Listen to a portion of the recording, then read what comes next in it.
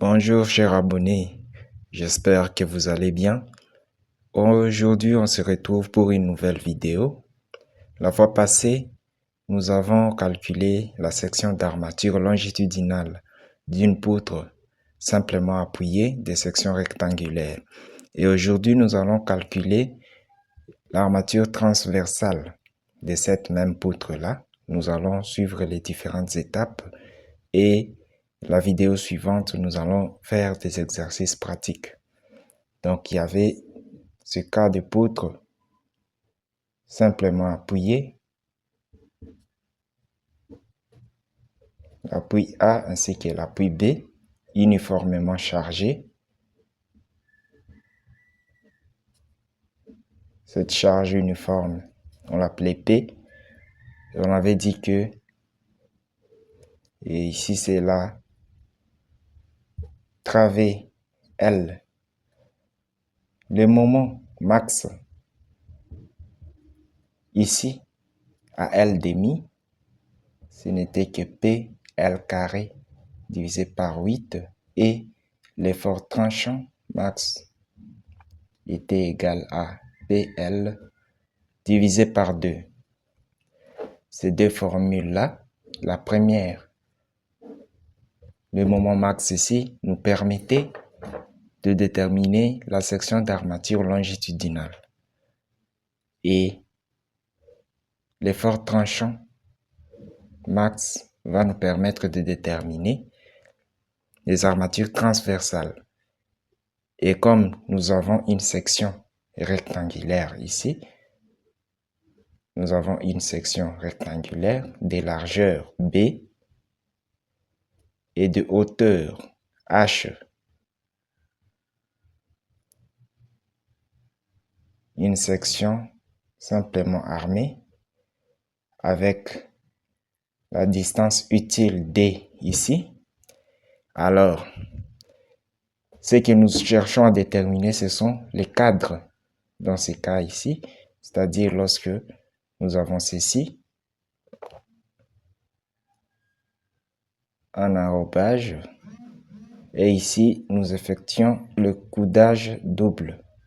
Donc il y aura des armatures ici, nous avons les barres de construction selon le nombre et ici nous avons les barres tendues que nous avons calculées précédemment pour une section simplement armée.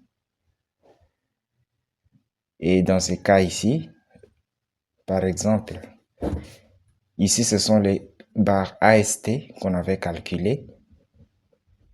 Et là, ce sont des barres de construction qu'on utilise pour une section simplement armée.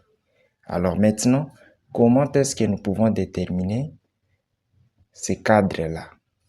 C'est ce que nous allons étudier dans cette partie du cours. Alors, la première chose à faire ici, la première étape à suivre, c'est d'abord de calculer la contrainte tangentielle conventionnelle.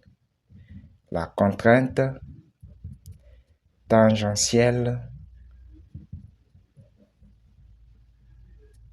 conventionnelle.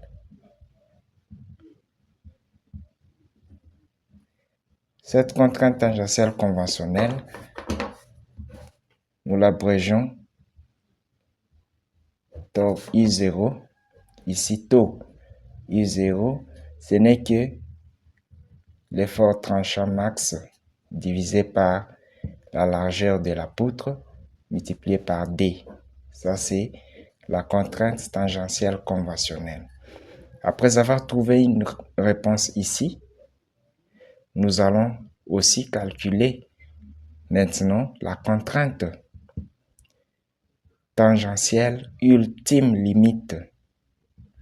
Contrainte tangentielle limite ultime.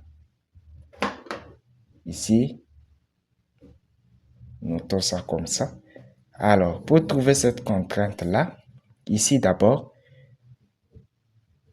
limite est égale à la valeur min, c'est-à-dire la plus petite valeur entre 0,20 multiplié par FC28, qui est la résistance caractéristique à la compression du béton à 28 jours, divisé par gamma B, ainsi que 5 mégapascales. C'est-à-dire, FC28 aura une valeur, par exemple, 20 mégapascales, 25 mégapascales, ainsi de suite.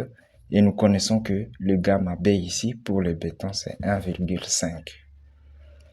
Et on va trouver une réponse après ces calculs et on va comparer pour choisir la plus petite entre ces deux valeurs-là.